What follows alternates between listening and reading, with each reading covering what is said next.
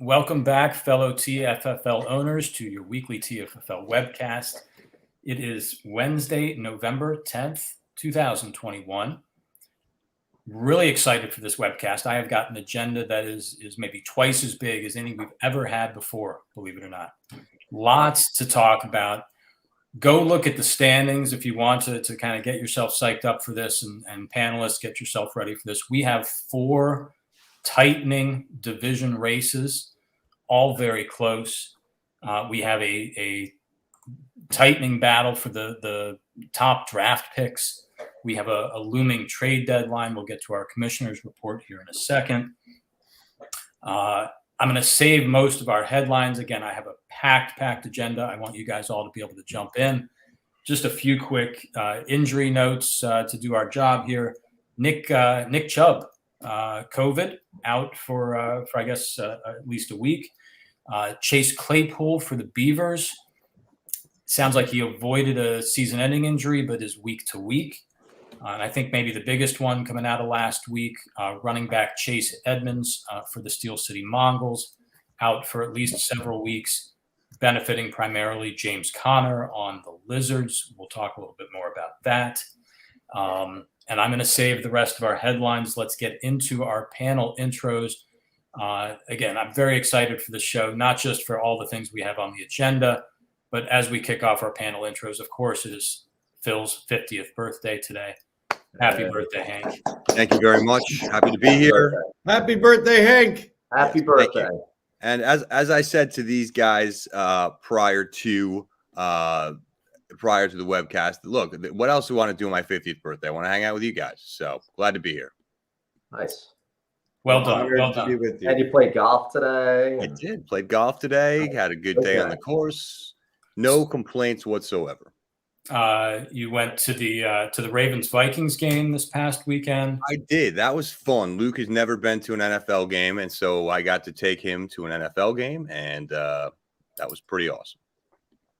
So that was kind of spontaneous. Would you do StubHub or something? Well, no, Ticketmaster. The same thing. You know, the Vikings were in town playing Baltimore, and I looked at it before and knew it was coming, and so the day was going to be perfect. It was like 70 and beautiful outside, and started looking at different tickets and sections and where we might want to be, and kind of found some and kind of watched prices, and there were some decent seats still available. We got really good seats available, and online tickets, and off we go, and there we are. Yeah, and it was a really good game. I mean, it didn't end in the result you wanted, but it was a really good game. I know it, right? So I feel very lucky that we got to see that game, and it was fun. Great day all around. No complaints. And so that was the second NFL game as part of your 50th birthday tour. Indeed, I got to see the preseason game in Minnesota. I got to go to the new Viking Stadium, and then got to go to this game. It was awesome. So. Nice. I'm celebrating my 50th birthday for as long as possible. And in a couple of weeks, we're going to Napa for Thanksgiving. Right. It's an extended. I'm seeing my parents and my sister out there. So, yeah, we're gonna. Hey, you turned 50, right, Berkman? You're right. All year long. Celebrate from now till 51, baby. That's right. Keep going. So, on behalf of your friends, I really want to apologize that 2 of them have ruined all of these birthday celebrations by trading a couple of defenses. Very thoughtless. Look, Stick, you're supposed to ease into that one. I said I didn't want to be angry, Hank, and because I want to be positive, and I'm one of my resolutions for the year ahead will be to be less angry about things, because really, who cares? It's just crap. It's that, and the reality is in the spirit of our league and how we play things, you don't have trades with no value. We have a situation here, and nobody else seems to care. So just to put it to rest, we have one team who gave another team an asset of value that they needed and got nothing in return. If that's acceptable, okay. And everybody else has said it's acceptable except Hank. I'm on an island. Okay. Got it. Carry on. I'm done arguing about it. That's how we want it. That's how it is. Commissioner, it's on you. It's only on me because we have an owner who has an issue with the matter. Apparently we nobody haven't else gotten has through introductions okay yet, with everyone. but we'll come back to that. Let's address this for a moment. Wait a minute. Our commissioner, Lizard's King and Ruler, Rich. There you go. You got it in. First, happy birthday, Hank. Hmm? Happy birthday. Thanks. Yes. All right. Yes. The picture that I shared with you earlier, I see every day. Oh, nice. I have not seen that picture. It is on a gift that I got for an earlier birthday, not a 50th. This collage was put together by no other than my co-owner, Adam Cutler. Nice. Or I think, and Adam, I apologize. I just don't remember things so well. I can't. So, 30, 40. It was one of the big birthdays. I think it was 40, maybe 30. I don't know. Time flies. But in this collage exists that picture that I shared with you before. It's actually right here. And I you can see where I'm pointing. Yeah, I see it, but you can see it from where I shared it with you earlier. Yes. I've never And seen that. I am afforded the great pleasure of seeing that daily. So Nice. That's a good one. Classic kid. Very nice. So we'll come back to your issue for a sec, but before that, I got to visit my daughter in Rochester this weekend. And Nice. And what the best part about going to Rochester is I wake up, I turn on the TV, and it's Bills everywhere. Syracuse and Bills. That's all you hear. I'm like in heaven. It's like I have to wake up, listen to the Patriots every morning. Oh, this happened at practice, blah, blah, blah. So you guys hear about the Skins, right? You hear about Giants and Jets, whatever. I woke up, I get to hear about the Bills and see the local Pills Mafia. Bills Mafia. Digging that. And then they come out and lay an egg. And I don't even want to go there. They I lost don't even that want to go game. there. They were just flat. It was just flat. Just didn't exist. I'm not going to. I put it in a bubble, popped it, gone. All right. See, that was the opposite of the Vikings game that I went to. Is that? Yeah, I mean, still 3-point games, both of them. One in a just boring 9-3 game, the other one in whatever it was. So now coming back to the point, I haven't approved the trade, as you may notice. Why? Because we have an owner who had an objection to the trade. I do. I've not heard from the conference presidents, both of them yet, or really from any of the rest of the league, other than some people who've Michael defending and talking, and do you really give a shit? But I will give you my point of view on this, which is I think Hank has a point as it relates to those unwritten rules in baseball, those unwritten rules or those types of rules that exist out there that are just honorable ways that you play the game.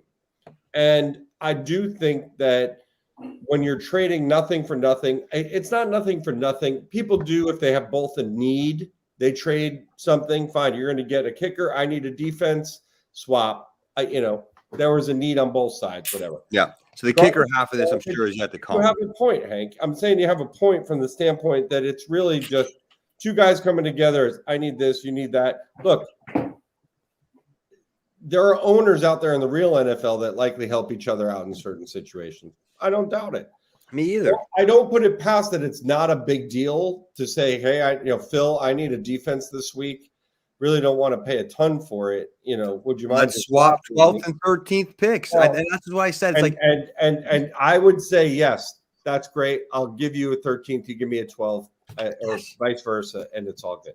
And I guess my point is we've ripped off even that Band-Aid and said, you know what? I also even need that.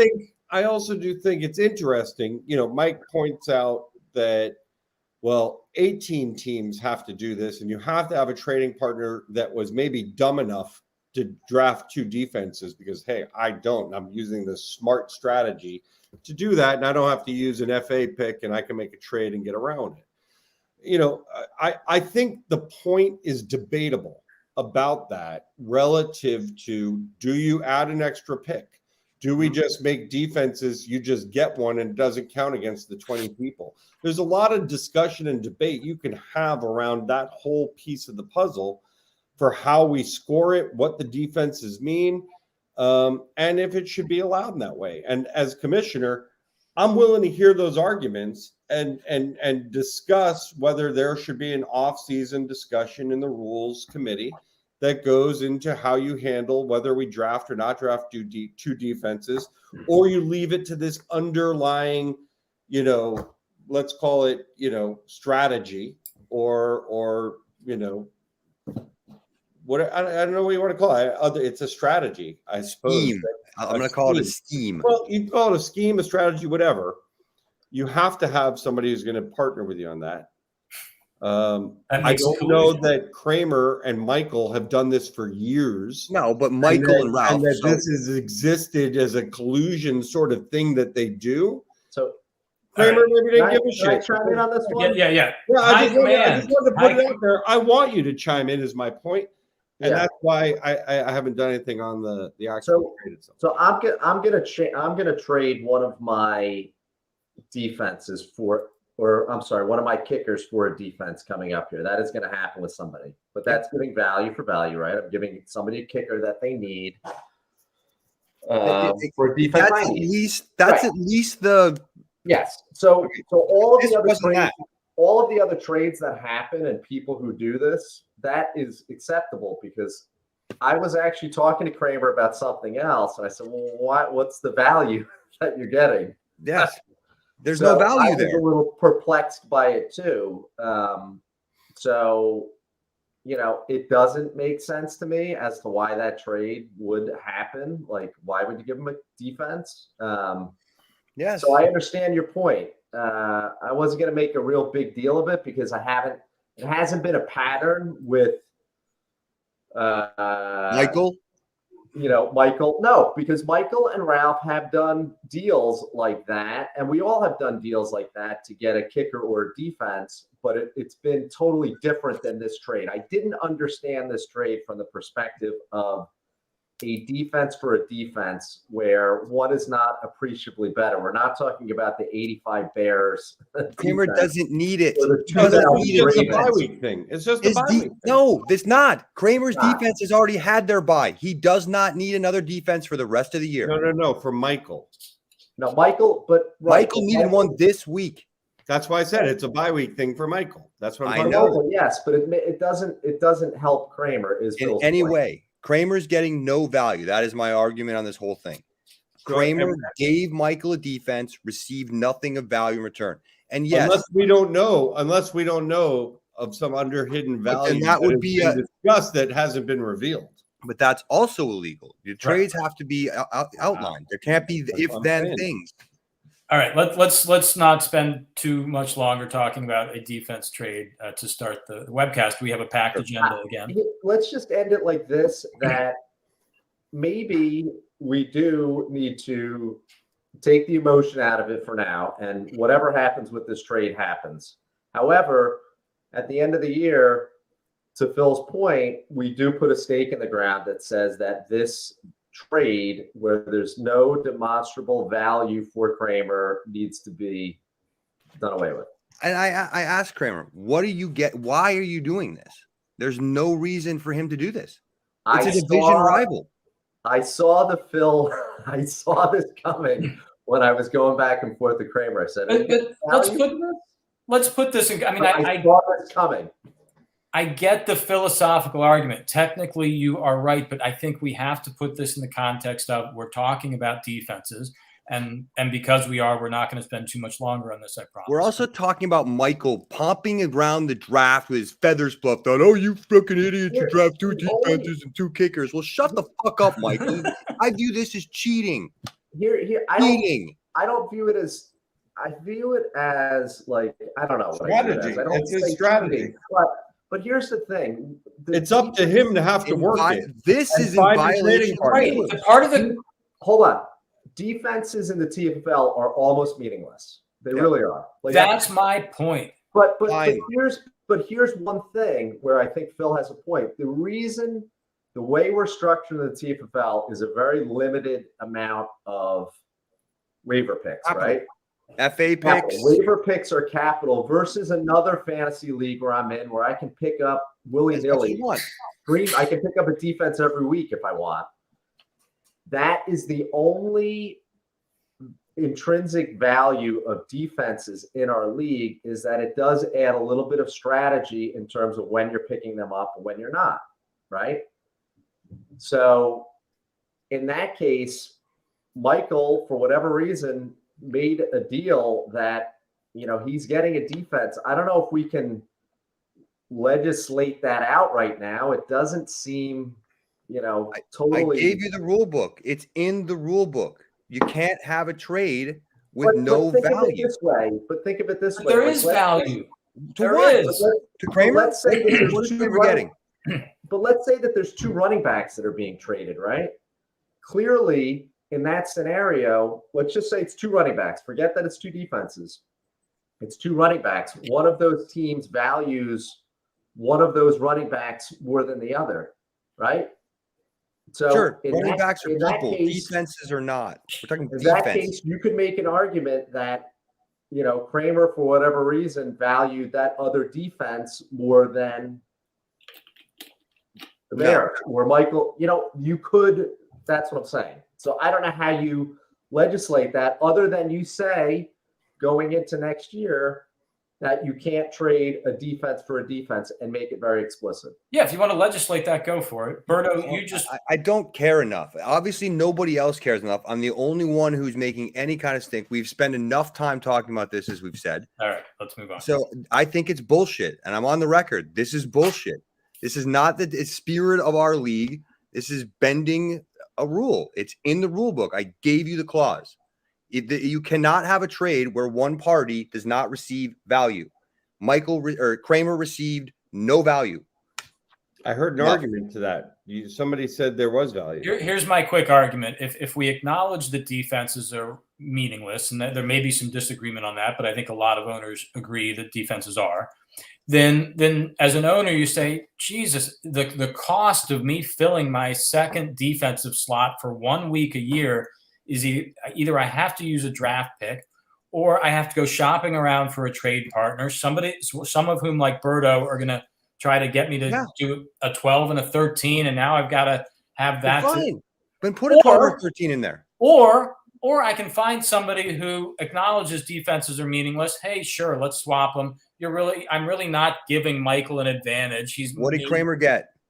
What Kramer gets is goodwill, because a year from now, when Kramer maybe there's no explicit agreement here. Well, that's exactly what I said in my conversation with Kramer. Is okay. You got goodwill. Collusion. The exact term I used. Yeah. For a defensive transaction, no other favors considered. No other intangibles are supposed to be part of any trade in the TFFL. All right, let's move on. Well, let's finish it off. I'm gonna have Buffalo Trace tonight in honor to bring my Bills back some love. Good luck. I hope they get it. The Vikings aren't going to get any. They suck. Phil, on your birthday, you get to pick number 1 or number 6. Number 1. There you go. Question 1. By the way, I'm back here too, Stick. Yeah, we didn't ever introduce Mike Command yet. I tried to. Hi, Command from Jack's Giant Killer. Like you said, it's a big webcast with a lot of stuff, and we got a 50th birthday. I know. It takes a while to get to you, Berto. But you got Phil revved up right from the get-go. I know. I'm done. I'm not. You were supposed to wait for that. Berto was right. You were supposed that was a mistake as a moderator. But yep.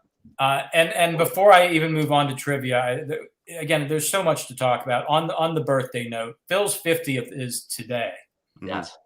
Tomorrow, November 11th, is one of our most loyal viewers, Bill Thornburg's. A veteran on Veterans Day. And it's a fairly big one. It is his 55th. Yes. I didn't realize it was his 55th. Wow. Happy birthday, Big Bill. Yep. He is not watching right now, but I'm sure he'll watch it. We love you, Bill. Yeah. Good job on the webcast last week, Bill. It occurred to me he's kind of like the canary in the coal mine. He's going to tell us all how our late 50s will go as we all start to get into our 50s here. Nick's 50th is coming up in December. So yeah, lots of big birthdays ahead, but 50th for Phil today, 55th for Bill tomorrow. Wow. Cheers to you, Philip. We're aging. Yes. Cheers to you, Thornburg. Cheers to you, Nick. Salute. All right. Question number 1. In the 2021 TFFL draft, the Slippery Beavers selected Najee Harris #1 overall. In 2020 and 2019, Clyde Edwards-Helaire and Josh Jacobs, respectively, were the first overall selections. For 1 point each, let's go back a little further. Chief wants us to give him the #1 overall picks in 2018 and 2017, 1 point each. 2018, 2017. 2018 and 2017. So we've had Najee Harris, Clyde Edwards-Helaire, Josh Jacobs are the last three. He wants us to keep going back the next 2 years, 2018 and 2017, #1 overall picks. And for a 3-point bonus, which #1 overall pick from these 5 years we're talking about, 2017 through 2020, which of them scored the most fantasy points possible in their rookie season? The most. Scored the most. Who scored the? All right, It's Clyde Edwards-Helaire, Jacobs, and who's the third one? You can leave out Najee Harris because he hasn't finished the whole Yeah. season. We're talking about Edwards-Helaire, Josh Jacobs, And the other two. and the two that you pick. Out of those four, Who scored the most? Got it. who scored? And I'm just reading this It's exactly. not just off of the 2000 between the 2018-19, 17-18. It's all four except Jacobs. I mean, except Harris. It's who scored the most out of those four as a rookie. as a The rookie. two, Oh, as the a two rookie. people you Right. guess, Yeah. Edwards-Helaire or Jacobs. Got it. Okay. All right. So that's 5 total points possible here. 3 for that last question. 1 point each for naming the 2017 and 2018 #1 overall picks. Got it. All right. Hank, let's refresh our TFFL standings. I didn't even print it out. I haven't printed. Come back to me on standings. Come back to me. Rich, why don't you tell us about Everybody think about November 24th. Got that date in your head? 2, 2, 4. 24th. 1, 2, 4. The Wednesday before Thanksgiving is always our trade deadline. That is the day of the trade deadline. 2 weeks away. 2 weeks You away. got 2 weeks to the trade deadline. Let me just double check one thing real quick. Get the Hunter Renfro offers in fast. Hunter Renfro offers in fast. Yep. Good luck 6 with that. p.m. 6 p.m. Wednesday before Thanksgiving. It's in the rule book. And we had pushed that back a couple 3 years ago, maybe. To the Yeah, I Wednesday. think it was a little. Yeah, and we called it that day. Yeah, I think you're right. There was so November 24th, 6 p.m. 6 p.m. I'll send when I do the FA picks or when I send out the commission report later tonight. I'll mention it again. We'll mention it repetitively. We'll communicate it. 6 p.m. November 24th. Have your turkey ready and your trades done. Yes. Hank, TFFL standings. Hot off the press. Here we go. I can't even do a thing. Here we go. Let's bring it close. In the North, K-Will's now at 7-2. Only division tiebreaker against the Killers based on head-to-head. My victory over them. Lizards now in the a full game lead in their division. Ampac still holding on to that second wild card spot at 6-3, even after their loss last week. Aliens trailing the North at 3-6, but did get that ever critical win they didn't want. In the South, the Sponge are leading. The Beavers are 3-6 and in the playoffs leading that division. That is an epically poor division right now. Look at that. Hams are 5-4, right there chasing the Sponge. The Senators at 2-6-1. The Mongols at 2-7. The Devils at 1-8. Look at that. Devils, Mongols, Beavers. That division has a combined total of 6 wins. 6 wins. I got a couple other stats I just want to give you that I have here. The North in the last 2 weeks, the North versus South games, the North has won 19-3-2. We're 19-3-2 over the last 2 weeks. Wow. All right. Here's another interesting stat for you. In 9 weeks this season so far, we've had 7 different teams claim the high scorer of the week. In 9 weeks, 7 different teams have claimed the high spot. including the aliens, if we remember in week 1. Yes, 97 or whatever against the Sens. Yeah. Can you name those teams? What's it was? I can't name them all. I'm sure we could Fair figure enough, it fair out. enough. I thought you had it. I didn't have it, and I don't have it here. Last week we had 3 teams who scored under 50 points and posted a win. 3 of them. Wow. In a single week. This past week, we had 6 teams who scored under 50 points. 6. Yeah. It was a weird week 8, in the NFL. 8 who scored under 55. And we had 3 who scored under 40. We also had 3 teams scored under 40 points. Yep. We had 1 who scored 13. Luckily. Where is 13? Do we look? Second all time. In our unupdated archive. I think I have the lowest. Very old now, but the record is 12. Well, I'll tell you what. I'll open that up. I think I have that part of it fairly well updated. I'll give you like the top 3 or 4. So you are working on them. Nice. So some part that's an easy one to keep updated. Good job, Stick. So that's all great information. 19-3-2, the North. Last 2 weeks. As I was doing the standings and looking at and updating things, I was realizing, Jesus, that's a lot. I was like, who in the South won last week? It was 5-1. There's only been 12 total games the last 2 weeks, though. Right. So 19-3-2. Wow. 2 ties. Yeah, I mean, it was a weird week for sure. Man. All right, so let me jump off. I can bring a couple things together off of all that, Hank. Big headline in week 9, and you kind of referenced this. The Hams winning the Bro Bowl is not just the Hams winning the Bro Bowl. Good job, Hams. If you jump the entire South. If you look at it in the context of the standings, we've been talking for the last month or so about your division, the NOCO East, being locks to claim, both wild card spots. Suddenly, and we're going to talk a little more about the AMPAC as we go along here. Suddenly, the AMPAC are 6-3 by virtue of that loss to the Hormel Hams. Yep. The Hams, who've got their own issues. One of the headlines I think that merits continuing to talk about is Patrick Mahomes. Suddenly, maybe not a top 12 fantasy quarterback. Certainly not over the last month. That Chiefs offense is broken, but nonetheless, the Hams win. They are 5-4. The AMPAC are 6-3. So the Hams are just a game back of that final wild card spot, and they've got the tiebreaker over the AMPAC for it. The AMPAC should be a little worried right now. Let's hope so. Speaking, go ahead, Rich.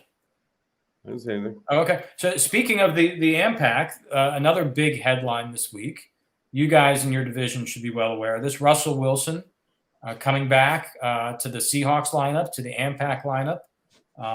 4 weeks he has been out. We do our research here on the webcast, let me tell you.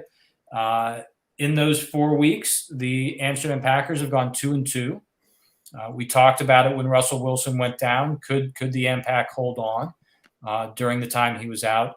It helps that he's coming back so soon after 4 weeks out. They might have lost more ground, but the AMPAC went 2-2. They did lose 1 game in the standings, as you just showed, Hank. So they're a game behind the K-Wheels, a game behind the Giant Killers. Mm-hmm. Their quarterbacks during those 4 weeks, Ryan Tannehill, 8, 15, and 21 points, and then Daniel Jones, 6 points this last week. How big is this for the AMPAC line? I mean, obviously, I like to think the AMPAC need to win every game to keep up with me and Berto, because I intend to win. This week's gonna be tough for me, but we'll see. I mean, I think the Packers know they're in a tough division, and I intend to keep it that way.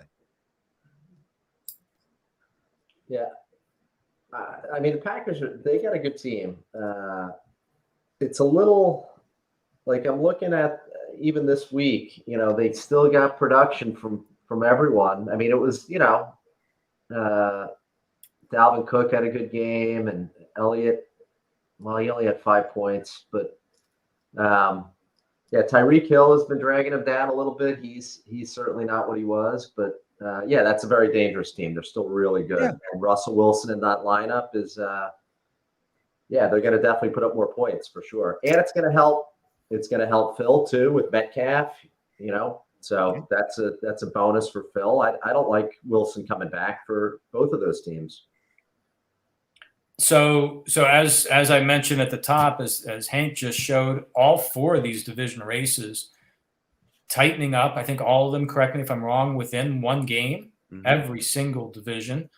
They're all a little different. We've been talking all season long about the NOCO East, a tremendous top to bottom division. Then we've got, I think it's the SoCo East, a terrible top to bottom division, but nonetheless a tight division race and kind of a fascinating division race. Look, let's be candid. The Devils are 1-8.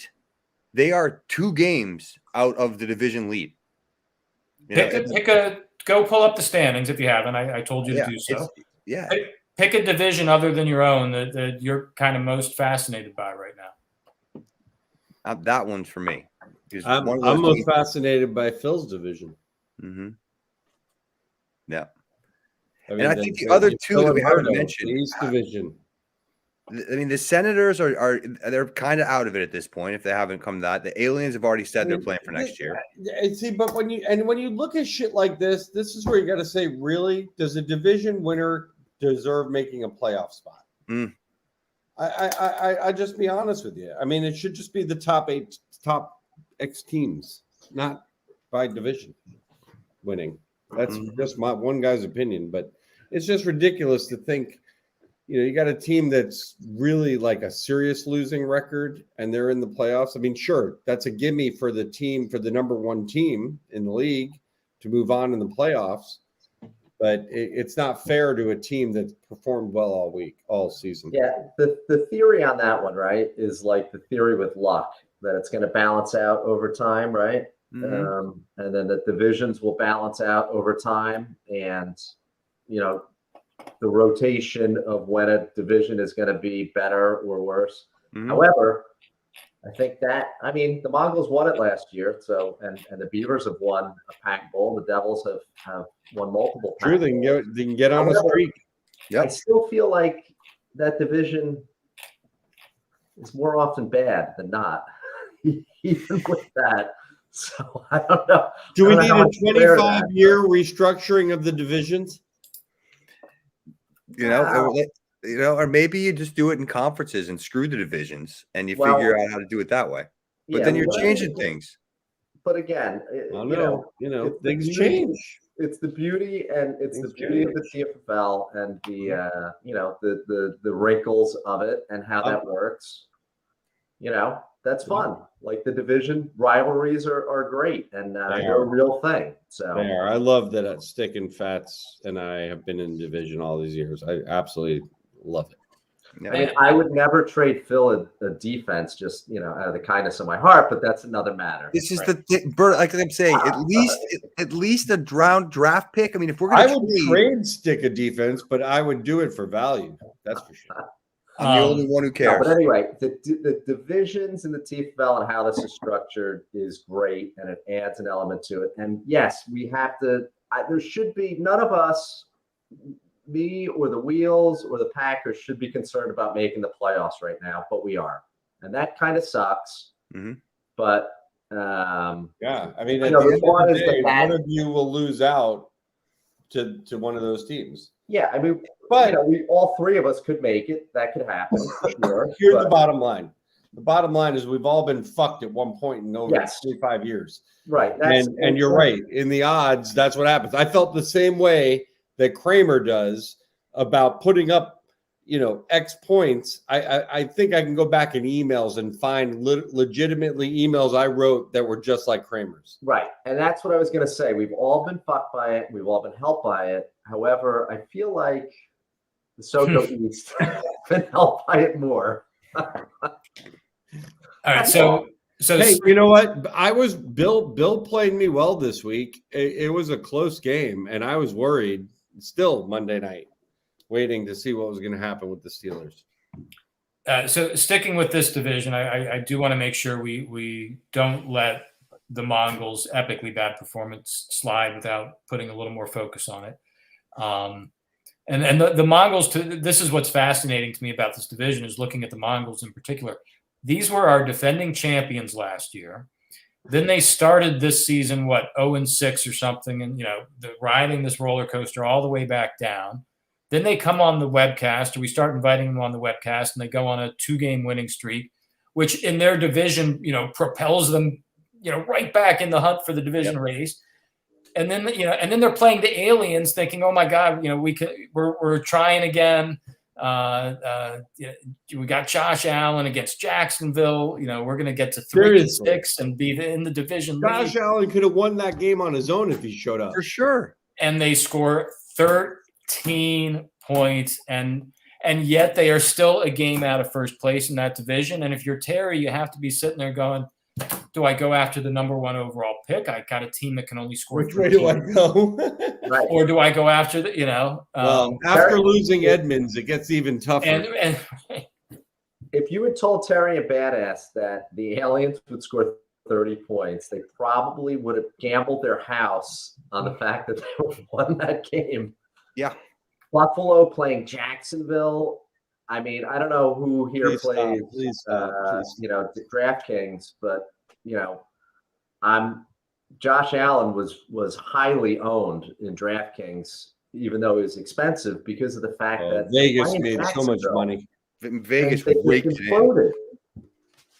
Yeah. You know what I mean? So, if you told them trap 30 game points, and we you all would have pushed missed it all in on that game. Yep. Trap game, we all missed it. So let me give you the answer real quick on the lowest scoring games of all time. Terry mistakenly thought he held the previous record with 12. It actually is the Mongols holding the previous record with 8. So that record is still intact. Next on the list is indeed 12. The Beavers have done that twice. The Mongols indeed have done that as well. And then now the 5th lowest scoring game in TFFL history, 13 points for the Mongols, Week 9, 2021. So 3 of the top 5 lowest scoring games of all time belong to the Mongols. That's something. There you go. All right, where do we want to go next here? Let's talk about the Michael Carter trade. Let's talk about the Michael Carter trade. Sure. Let's get the particulars out here. Basically, a 1 and a 2 for Michael Carter. Am I missing any other angles? And Jacoby Myers, who I think set the record for, I don't know, the most games without a touchdown or yards. I don't know, some crazy stat, but he sucks. My point on that. So, yeah, the aliens turned him down in trade offers. So you invested a lot. I mean, a 1 and a 2 is a lot. Why don't you tell us what you saw in Michael Carter? And I'm guessing you went after Michael Carter. It wasn't Kramer offering him to you. Right. No, listen, even before he had that big game for Cincinnati, he had a couple of good games before that. I had my eye on him, and then he blew up in that game. You go back and look at some of the stats. He actually had a better yards per. Let me pull it up here. I was looking at this earlier. His yards per carry are not going to be impressive. I will tell you. No. I'm talking about North Carolina. Better than Javonte Williams. They had this equal number of carries. He had a better yards per carry average. The guy's dynamic. He makes people miss. I'm impressed. And the other thing I'm thinking too is he was drafted 11th, right, in the draft. So he was already a first-round pick. Okay. If we were to redo the draft, that guy is what, the 5th overall pick at this point? Maybe 6. You'd have Pitts, Chase, Najee Harris, Devontae Smith. And then you can make an argument for Devontae Smith or Waddle, right, being 5th. So maybe he's 6th. So he's the 6th overall pick instead of the 11th. So I'm getting a middle of the road, let's call it the 3rd best running back in this year's draft. but I'm getting that present value for a pick next year. I expect to have, if not the 12th pick, maybe that, Pac Bowl winner, runner up, but it's with my record, it shouldn't be worse than like the 9th, hopefully, right? So it's going to be a late first round pick. So I had to factor that part of it. And the second round pick in 2023 was, that was started out like a first and a fifth, a fourth, and eventually got me down to a second. It was more than I wanted to pay, frankly, but I was invested at that point in getting him. Also, a lot of these deals are made for a guy that's over the hill or very close to over the hill, usually at this point when you're making this type of trade. Mm-hmm. There are exceptions. When I got Marshawn Lynch one year from the Mongols, there are other things that have happened there, but usually you're getting a guy that maybe is going to really help you that year, but then he's a big question mark. This guy, I think, has got a bright future and is dynamic. And you can say he's undersized. He's not that small, though. He's 200 pounds. He's short. He's 5'8", 200 pounds. But he's the same size as a Devontae Freeman, who had 3 tremendous years in the NFL. He's the same size as a guy like Jamal Charles. I mean, that's who he's built like. LaShawn McCoy. He's not any smaller than those guys. So I was like, not only is it something that I think can help me this year, but this guy is going to be really good going forward.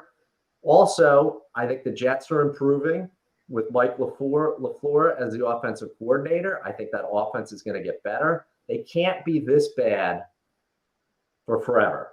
They're going to turn the corner at some point, and I think now is when. You're talking about the Jets, right? I know. I know. Making sure. And then the other factor is, besides last week, and maybe there's an argument that could be made that I should have waited a little bit because maybe I would have been able to get him a little cheaper. Although he had a decent week last week. He had 80-something yards. I think 86 yards. This week he's playing the Bills. I'm not expecting a huge game. But then after that, the Jets play Miami twice. They play Houston. I think they play Jacksonville. They do play Buffalo again, but that's not until week 18. They've got the softest schedule out there, and he's going to have some good games. And the other fact is, even last game, they had their third, or you could even argue their fourth string quarterback in, and the guy still had a decent game after Mike White got hurt, who's going to be back this week. So I think the sky is the limit for this guy. He could bust out. And then it's a horrible trade, but again, this guy was already a first round pick, and I think he's going to be really good. So that's my argument. Were you surprised at all by the fairly unanimous reaction? No. So I told Kramer, you're going to win the PR battle on this one, and that's fine. But I have to say this. He was very nervous about making this trade too, because he didn't pull the trigger even on a first and a second. He was trying to bait and switch, and there was a whole thing going on. Yeah, with that he was not particularly comfortable trading. A guy that he sees some of the same things I see in him. So he was nervous about the trade too. But we'll see. Yeah. May I give my take on it? I would love to hear you guys' take on this.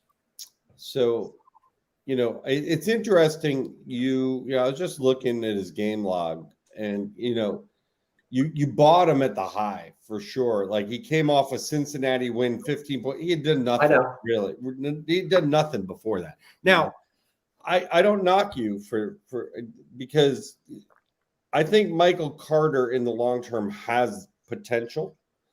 But he, to me, is in the same camp as a number of other guys that are 5'8", 200 pounds, and could do a lot of things. He's a small back. if you can ride him for the next 2-3 years and the Jets do get better, I'm not going to speak to the offensive coordinator and the rest of it, but he's got talent, he's got grit, and he looks like a good back. I don't take anything away from that. Did you pay what I think is a little much? Yeah. No, I think you overpaid. But, you know, in some situations, we've all overpaid for certain things. And, you know, sometimes they win, sometimes they lose. No problem there. The challenge I have is for this year, the Jets still suck. And you're making a move for this year for that kind of pick. I don't know that you're going to get the value out of it now, which is the boost you're looking for your team this year. I think you might get it in the longer term for him in the next 2-3 years. That'll be a good back, but you're looking for a boost right now. You know, why not target a guy in a high offense with a big, you know, with an opportunity to like score more? Yeah. That's my only challenge with it. No, I think it's fine. that is a totally fair argument. And initially I was thinking about Kamara on the Sens, but there's no way I was going to extract Kamara from that team. And you know, your point is a very valid one. This is a little different than, like I said before, going after the guy that is approaching falling off the cliff, but maybe really good for the balance of this year. It is a little bit different. I feel like, though, just to you know, respond to that, is that what I was saying was I do think that this guy is going to produce this year due to the very soft schedule after this week that he has. I think he's going to have some real good games after. I don't know about this week against Buffalo, but after this game against Buffalo, he's going to have some good weeks. I'm very confident of that. So I think I am going to get value out of him this year, and he's a long-term play. But you're right. It's not like it's not getting, you know, the star who is at the end of his career or whatever that, but the other thing too is you're not going to get like a Dalvin Cook, and I'm just throwing names out from teams that wouldn't necessarily trade anyone, but you're not going to get a guy like a Dalvin Cook or Elliott or Derrick Henry or Nick Chubb or one of those types of guys, or Eckler. This guy, that nobody is going to trade one of those types of guys either right now, right? So we've all taken a look at the list of available people you can trade for, and the list is very short. And there's not many people that are going to move. I honestly thought Alvin Kamara was the guy that Kramer should have and was likely to move because he's at the later stage of his career. I think we've seen peak Alvin Kamara. I don't know that we've seen peak Michael Carter yet. I mean, maybe we did. Maybe we saw it in 1 week. God, I hope we did. Wouldn't that suck for Birdo? I think there's a lot of argument to be made that, yeah, you overpaid for a guy who went 9th in the first round. I hope you did. At the same time, I get where you're coming from. Yes, the Jets suck. They're going to use their young players and try and see how they fit. And they do have a soft schedule. That could work out great for you. But it's not about just this year. When you get a player like that, paying that much for him, it's about an extended period where hopefully Michael Carter is the number 3 running back on the Killers for the next 2 or 3 years before he falls off a cliff. Yeah. Yeah. Which that's the part I'm not so sure he's all that. I'm not sure he is either, but it's a gamble of greatness. It's hard to get young running backs. It's a gamble. And if you think about it, I gave a number 1 and a number 2 in the future for a number 1 this year, in essence, right? And like I said, he's not the 11th overall. That's where he was drafted, but he would be the 6th overall if we were to redo the draft, in my opinion. I see all of your logic and all of the wheels spinning, and I don't.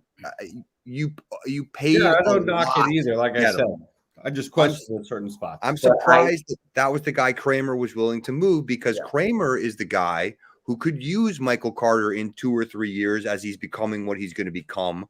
Whereas Alvin Kamara will be done in 3 years, I would think. Yes. Even this year, he lost some value with Mark Ingram coming in. So, and he plays a game that doesn't last long in the NFL, as we all know. Listen, I like this trade because this was not, hey, I need to fill my defense slot. I need a kicker this week. I need a little more depth at receiver. This was an owner, Berto in this case, saying, I've looked at this guy. I've looked at clearly the North Carolina college numbers and compared him against Javonte Williams. I like this guy's upside and long-term potential. I'm going to go get him. I kind of agree with the others here. I'm not sure I would have done that for Michael Carter myself, and that's a separate conversation. But I like the effort. And Hank, you're absolutely right. Berto, you're right. You want to go get a running back, especially a young one.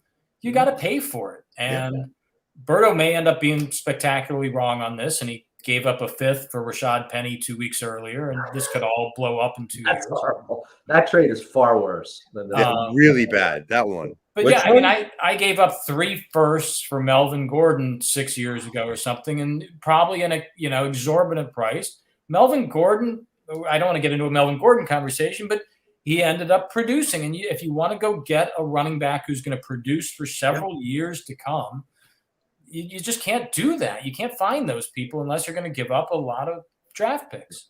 Yeah, the real Devery Henderson, right, was a Darrell Henderson. Darrell Henderson. Devery Henderson, wide receiver on the Saints, right? Yep. Anyway, Darrell Henderson. Darrell Henderson's the running back for the Rams. Yes, that's who we're talking about. Yeah. I said Devery, who's a wide receiver. I meant Darrell. Got it. A guy like that would be, that would be great. And maybe I could have gotten him, or maybe somebody will for 1 and a 2. But No, you couldn't have gotten Henderson. I tried my ass off. But exactly, and I did as well. So he wasn't going to be traded. But then I'm like, well, maybe that's not the guy that I want anyway, because this other guy has what Stick just said, the upside, and is a younger running back who's got a clear path to be the guy for an NFL team, even though that NFL team is the Jets. And maybe I'm trying to convince myself that the Jets are turning a corner, but they've got some pieces there. All right, let me move us on. I still have a whole bunch of stuff I want to talk about. We're going to try to cram. Hank's 50th birthday. We can stay all night. All right, we'll try to cram a bunch of good stuff here in real quick. So we brought up Aaron Rodgers last week, out with COVID. You guys, I think, were more aware of the circumstances last week than I was, and this was kind of just breaking at the time. But yeah, that's blown up on him spectacularly over the last week, having lied to us all. And it blows up on the Sponge. The Sponge actually, let's pull up this game from last week. The Sponge lose. They lose 49-39 with Derek Carr scoring 7 points. Aaron Rodgers very well may have been the difference in that game against the Giant Killers.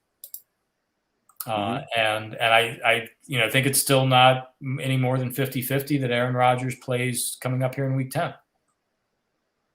Anybody have a worse PR week than Aaron Rodgers? No. I mean, that guy, he went from being, I was so into his role on Jeopardy and him being the host, and now I think he's a douchebag of grand proportion, and I hate him like I did when he was the Packers quarterback. So screw Aaron Rodgers, and I hope he doesn't play for the rest of the year.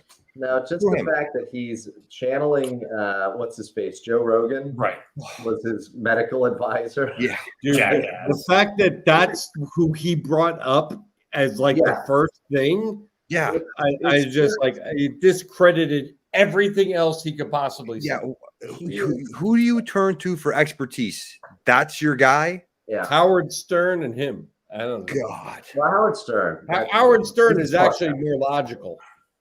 All right, so, but he's just. And again, that's part of all these tightening division races. Let's go back to our standings here. The Sponge 5-3-1, losing last week. Hormel Hams now on a 2-game winning streak, 5-4, just a half game back now. Yep. A reminder: I flagged this last week. Aaron Rodgers still has his bye week to come. He may miss another game with COVID this coming week. Just as Russell Wilson being out for the AMPAC was costly, having 3 weeks without Aaron Rodgers potentially could let the Hams jump into first place in that division. Mm-hmm. All right. 2 other quick notes. We talked a lot about the K-Bills last week. I don't want to belabor this too much, but right when Derrick Henry went down, I think, within hours of that, we had a little text conversation, me and Hank and Berto. And I remember saying, next man up for the K-Wheels is Hank. You've got to decide what you do. How much do you panic? How much do you have patience with Saquon Barkley coming back? And I just want to note real quick, several really savvy moves by the K-Wheels. Went out last week and signed as a running back fill-in. Let me get the numbers here. Hold on. Jordan Howard, 9 points and a critical 15-point victory over the Senators.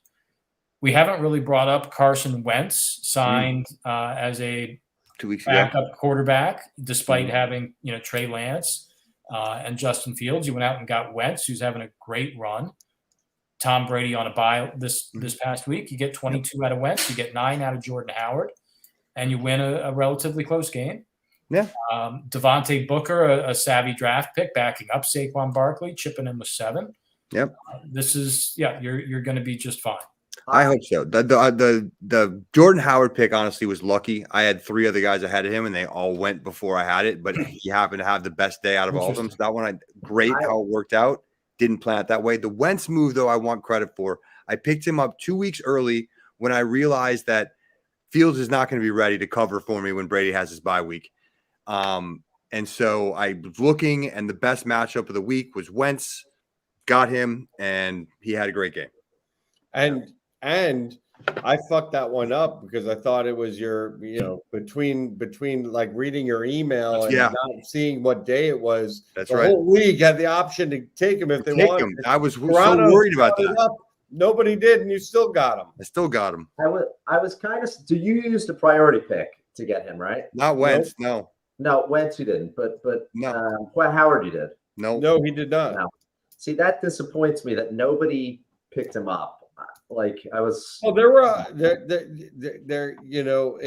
no, there wasn't actually, because Hank was like the last pick. So I know because I had no, but there was the Hank's benefit was that there was so much attention on Adrian Peterson and the other guys that Howard fell out of the radar for people. Mm-hmm. Yeah. All right. Speaking of savvy pickups, Rich, the Lizards. I want to give you a shout out. I think one of maybe the best in-season trade of the year, shaping up right now is James Conner. He was playing very, very well, even simply as the goal line back for the Cardinals. But now is poised to be frankly a number 1 fantasy running back for at least the next several weeks. You look at the Lizards and you look at the stats, you'll see we have 3 of the top running backs in the top 5 of fantasy points right now. And another big headline this week, Odell Beckham being cut by Cleveland. That should turn into good news for the Lizards at a time when, as I look at your receiver depth, you could use Odell Beckham. Yeah, that's where we're struggling. I mean, with injuries and the rest of it, I think we're going to get Gallup back this week, which is good. Yep. We had Beckham. If he can get into a good situation, it's still Odell Beckham. A lot of talent, big friggin' messed up shit up here. So we'll see. But we hope for the best. I mean, can you imagine? We really, really had hoped Michael Thomas was going to be back with us at this stage and taking us through the second part of the season. And that's just another adversity we got to deal with. But hopefully, that works itself out from that perspective. On Connor, as we were mentioning before, I was initially targeting Henderson, and I was trying to get him from Terry. That was sort of my number 1 target. When I realized that wasn't going to happen, I moved my attention. And I was thinking I was like, do I go Edmonds? Do I go Connor? And then it was just obvious to me that Connor it just came boom. And I have to say, within the first 4 days of him on our team, because we played Sunday and then Thursday, he put up 3 touchdowns in the first 4 days of being a Lizard. And then he added another 3 touchdowns after that. Remind me, what was the trade again for? Interestingly enough, we made this it was a conditional trade, right? So I gave him I gave him James Hasty off my IR, who he couldn't play for 3 weeks. Yeah. My third round 2022, and it becomes a number 2 if he scores 62 points or more, something like that. 60, somewhere between 61 and 63 more points than he currently had. Okay. Which look, if in my head, I said, all right, if he can score more points than that, it's worth it too. Mm-hmm. So let's work that out. He's probably there or getting close. He's not there yet, but he's on his way. He's on his That way. was, I'll happily give a 2 for what I'm getting out of him. I said it on the Discord. The trade of the year was Connor. The pickup of the year was Patterson for the Fats, which has been awesome. But yeah, the Connor trade has been great. Yeah, it was great. He's only 25 years old. The guy is not old, and he's got you saw it this weekend. He's got all the juice to be a lead back if he wants. And you know what? I had Edmonds on my team, so when I was thinking about trading Terry, trading Nick, I was like, Edmonds is always dinged up. Let's go for Connor here. No, that was a steal. We're happy with it. We're happy to have Connor on our team. I'm not going to criticize the Devils here. However, well, maybe I am a little bit, but shop him around. Like, hey, maybe Phil or Berto might be interested in this guy. Let me see if I can get a first or whatever. Like, come on. There's no shopping, huh? Well, I think that there's probably different mindsets for different people, Berto. Not a lot of include me in that group. I don't have a lot of time and patience, and I wish I had more to do it. But if somebody comes to me and starts a discussion, it's going to happen, and it's a fair and equitable discussion. I'm not going to be like, hey, wait here. I'm going to go check with the rest of the league and see what I can do. It's not about that. It's not about that. And first of all, that's bullshit that you don't have time to do it because you spend an hour on this website or more every week. Every week. That is bullshit. You have the time to do it. Fair enough. I will occasionally ping Nick about something, and it's very like, I'm in mass. I can't trade. And maybe it's because Phil has ridiculed it for trading with me, but at least think about it. Like, but how about the guy? It's not like he got a bad thing from me. Connor could have pettered into nothing and been the backup to Edmonds, and nobody would be talking about this. Exactly. But my point is, all I'm saying is, I don't even know what I'm saying, but he could have gotten more. That's all. Nick was lazy. He didn't maximize this one. Add to that, what you guys talked about in the webcast last week, not updating your lineup is inexcusable. That was news for a couple hours. Yep. It was. I got to be honest. At the time he made that trade, I thought getting a 2 for Connor was not a bad deal. Mm-hmm. I do tend to agree with Rich in theory that every time I negotiate a trade, I don't have whether it's the time or the inclination to necessarily go shop them. Would you have liked Kramer to like emailed 8 other owners and said, I've got Michael Carter. It's not about that. It's not about that necessarily, because that's different. He made the conscious decision that he is tanking. So, like, maybe see if somebody else lead with maybe I'm going to trade this guy and see what the market will hold versus see who else is interested is what I'm getting at, right? Yeah, but that's no different than a guy. By the way, I know Kramer does that with trades, and sometimes you do it and sometimes you don't, but you can't always not do it is my point, right? I know that when I've been negotiating with an owner that they're going and they have other offers out there. Russell Wilson, Michael was going back and forth between me and Ralph. To Ernest Johnson. Yes. So it doesn't always happen, but it has to happen sometimes, because if it doesn't happen sometimes, then yes, you're being lazy, as Phil said. Yeah, and so what I was just going to say to that, it's like hey, I can go and drive 3 miles to go get cheaper beer, or I can buy the beer that's right here and pay an extra $5 for it. Fuck it, I'm going to buy the beers right here. Yeah. All right. So we're at an hour and 5 minutes now. I'm going to shelve a few topics. We can say they're going to stay perfectly fine for next Evergreen week. topics. I would love to talk to you guys for an hour and a half, but that just does seem excessive. Yes. So let's start to wrap Not up. on Phil's birthday. I got an hour and a half left. I should enjoy that. You should.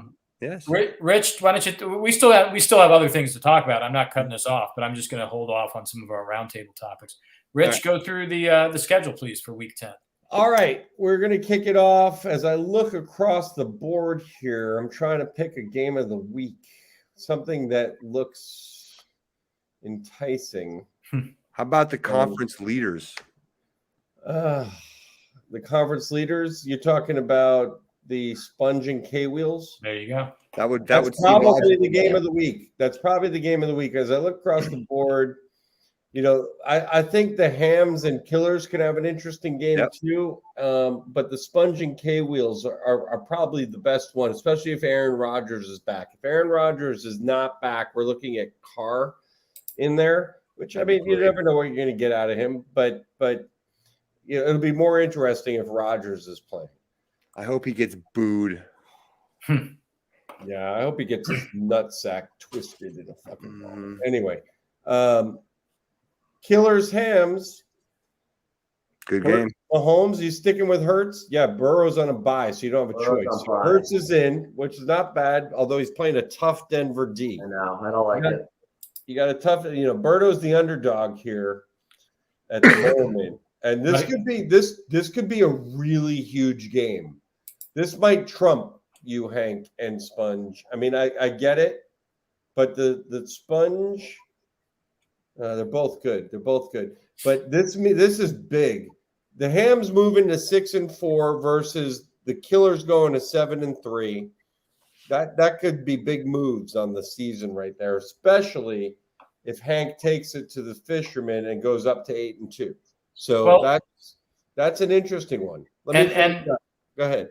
And real quick, it would do the same thing the Hams just did to the AMPAC. It would get the Hams within a game of the Giant Killers now for that final wild card spot, and holding the head-to-head tiebreaker with both the AMPAC and the Giant Killers. I think we have a dual game of the week.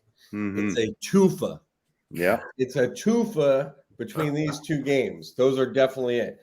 The rest of the pack look like this. I think the Mongols and Fats are probably the next ones on deck in terms of meaning something. Like you said, the Mongols legit are one game behind, and the Boba Fats are trying to keep up with the Lizards, and the Lizards play the Devils this week. So, the Fats have to beat the Mongols. It's 50-50 right now. When you look at the stat line, if Josh Allen shows up, right now the Fats have Stafford in there.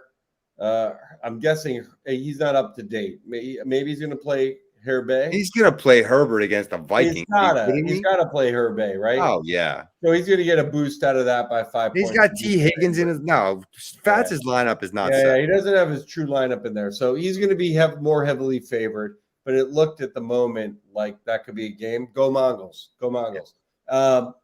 And then we get the AMPAC Senators. AMPAC are heavily favored over the Senators, and I only see a lot of red stuff on both teams. Wilson is coming back, so that'll disappear. Elliott, I don't think he's really that all dinged up, and Allen's all right. Yep. What do we know about Murray and Hopkins? They going to play? Murray looks like he's unlikely to play. I think he's questionable. He hasn't practiced. He hasn't done anything. His medial left ankle sprain, and he anticipates he's going to play, but that's what I heard last week. So let's see what happens there. As for Kamara, he was held out of Wednesday's practice. We don't know much. There. And Hopkins is listed day to day. Wednesday, he participated a little bit, still has some hamstring issues. My guess is he plays and Murray doesn't. That's my guess right now. There you go. And then we got Lizards, Devils, Killers, Hams, Beavers, Aliens is the other one we didn't mention. Lawrence is dinged up. Is he going to stay in the lineup? Mayfield's dinged up. He's probably going to play in New England. I don't think there's any question there. It sounded like Lawrence was okay. Yeah, he's fine. He's fine. So- He just doesn't have anybody to throw to. No.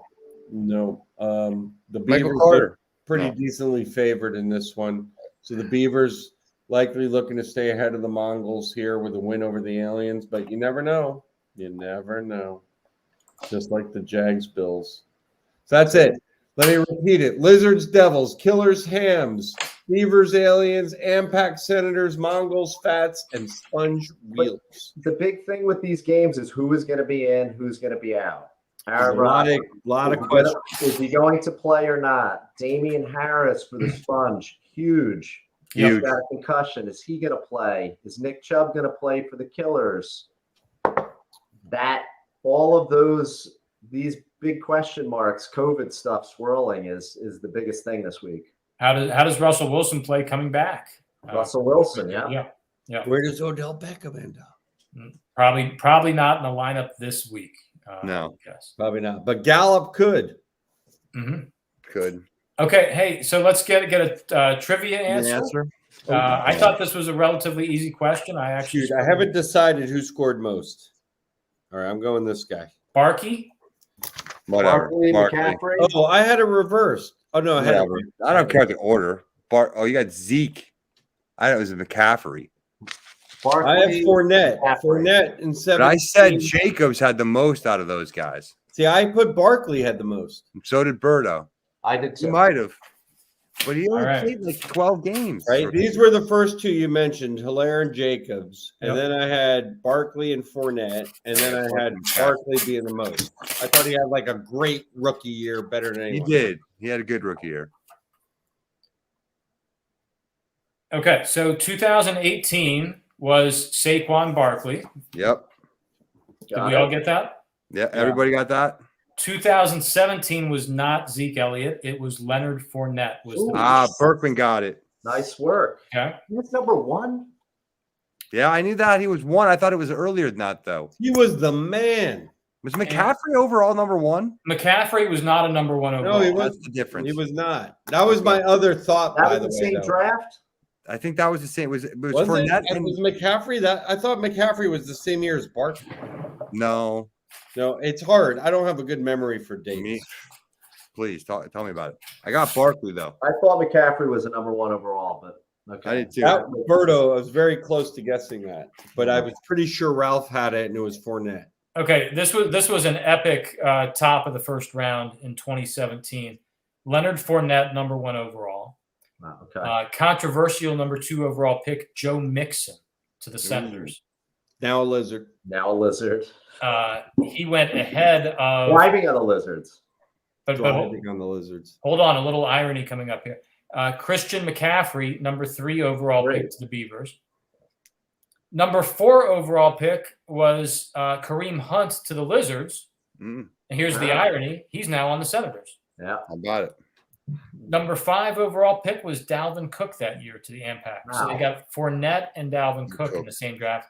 Cook was the one who slipped. We all thought he would probably go number two in that draft. Right. Yeah, I That remember is that. epic. Ralph. Number six overall pick after all of that, Ty Montgomery, Yeesh. because he Wow. was going to be getting carries as a running back for Green Bay. That you remember that? Yeah. Who took Ty Montgomery? That was Keep the Boba going Fett. with it. Who And else? you know what? Hunt would still be a lizard if you didn't slap someone in a hotel. Wait, now do the rest. Do the rest Keep of going. that Keep round. going with that round stick. Stick. Go through the Finish rest that of that round. Hold on. All right, number seven overall pick, Dirt Devils taking Marshawn Lynch, I believe, in his first year with the Raiders, Okay. Mm. coming back. Number eight overall pick to the Aliens, running back Dante Foreman, All right. who, by Still the waiting way, for maybe a waiver wire pickup. Never He know. could Still be. wait- He's Still waiting on it. The Aliens are not going to be retaking Dante Foreman. Number nine overall pick to the Steel City Mongols. Hank, you're going to hate this. This is a more love, less Tate kind of pick. Tight end Greg Olson. Mongols. That's bad. That's terrible. especially when the Mongols didn't have a second-round pick to do anything with. That's why they took. That's Greg why Olsen. they did that. So Because they had they're an trying to hedge. ambidextrous player. Yeah. That's that Mongols. No. You're going to hate your own pick here just I'm as sure. much. Number 10 overall pick, K-Wheels, Samaje Perine. Ooh, I don't hate that. There was nothing else there at 10. It was Foreman and Perine were the two guys. Yeah. Yep. I don't at hate that that. point, you're drawing I like straws. that See? I'd rather make P. Ryan than Greg Olsen right P. there. Ryan's valuable right now behind Mixon. Yeah. He's got a little something, but it's still, I mean, to hold Corey on to him Davis that long. next. Number 11 overall pick to the Giant Killers, Corey Davis. Corey Davis. Not You bad. almost made me never pick a wide receiver in the first round again, but He came Now around. you got Jamar Okay. Chase, so you're Yeah. glad you did. And Jamar Chase. And at number 12, with their second pick in the first round, the Kareem Hunt pick for the Lizards, by the way, came via the Sponge Fishermen. The Lizards were our 2016 champs, number 12 pick in the 2017 draft, where they added CJ Procise. Ooh. Yeah. TJ Procise. Who drafted We've all made the CJ Procise mistake. Procise was the Sponge? No, that was you. That was Oh, you. me. That's what I thought. Yeah, you also had Kareem Hunt at number 4 from this. That was the Sponges. Yeah. slot. Right. that was an epic first half of that draft. That was Wow. good first half, first round. Yes. Jeez, that's unreal. The talent there. All right, All right. so we're at an hour and 15 minutes. We'll wrap it up wait. here. Go ahead, Rich. Which was the player that had the most points? Oh, forgive me. Yeah, that was like the bonus. Yeah, sorry, I thought we I'm waiting for my bonus points. we damn just it. covered so much other ground. So the answer to that part is Saquon Barkley. Ah, you guys both got that. I didn't get it. You I got did. both Right. those teams. So there were 4 I did not get that either. I had 5 possible points. So I got all 5 points. nice. You got I got 4. McCaffrey, Right? It was Barkley, Fournette, and Barkley, Barkley. Fournette, I got and 1 Barkley had the most points. Berkman has a perfect score. I love I it. got 4. First time. I got 1. All right, I'll have to find my scorecard here. I think that was big. I was leading in trivia. I don't know that I still am anymore. Well, that was Berto, a I big think you play. and I were like 5 or 6 or 7 behind Hank, so this helps us. That helps you a lot. There's a lot Trust of me, I've things got on the this. floor there. Hey, you guys said that I was problematic in trivia scoring. Look at Stick right here. You guys. Got it. Hold on. Oh, there it is. We got all Pulls it the out of his time in the ass. world. It's your birthday. Are we Okay, gonna, so- do you have a candle or something you can blow out over there? No. All right. I got other things I could light. All right. All right, so Do that Stick got after we go off 1. the webcast. Hank That's right. We got were on 1. private webcast. 1 for you, Hank. 1. Borkman got 5. And 4. Perfect score. Thank you, That's John. All right, Berto's expanding his lead a little bit here. He's now up to 22 points. And I missed last week. I would have You guessed got that Russell Wilson. crazy bonus thing right. That's that right. was Did- ridiculous. 10 That's points. right. I don't care about the scoring anymore. The scoring is totally out of whack. Hank is second with 15 points. Right. One ahead of Berkman with 14 points. Right. And Berto is at 22. And if we rewind Because he got Berto the is stupid, stuck. ridiculous super score. Yeah.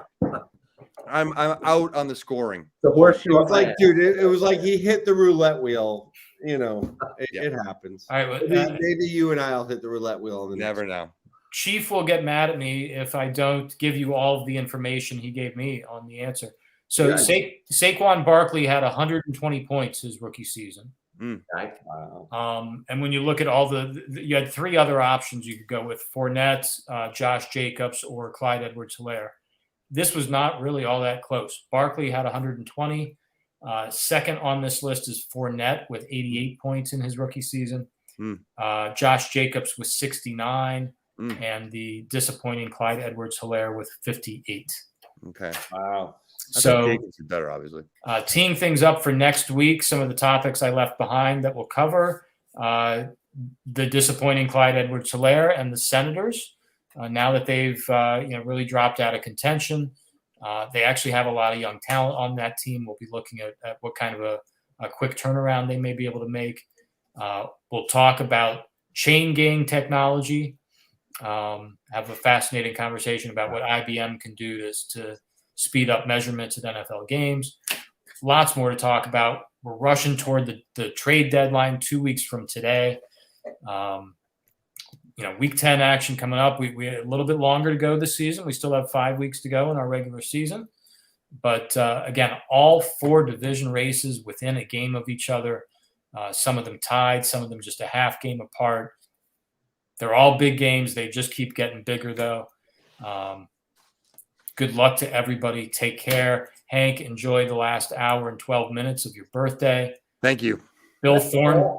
Let's all, as collectively as a TFFL, put more points up this week. Yeah, what you said. Got to do better than 13. It requires the NFL teams to put up more points. Yes. It was a weird week last week. It was. Bill Thornburg, enjoy your 55th tomorrow. Yes. Happy Veterans Day as well. And again, good luck this week to everybody. We'll be back here next week, just a week away from the trade deadline at that point. So Berto, you've got homework. We need your annual trade forecasts. All right. We can do that. All right. Go forth. Good luck. Take care, everybody. We'll see you here next week. Happy Cheers, birthday. gentlemen. Go K-Wheels. All right.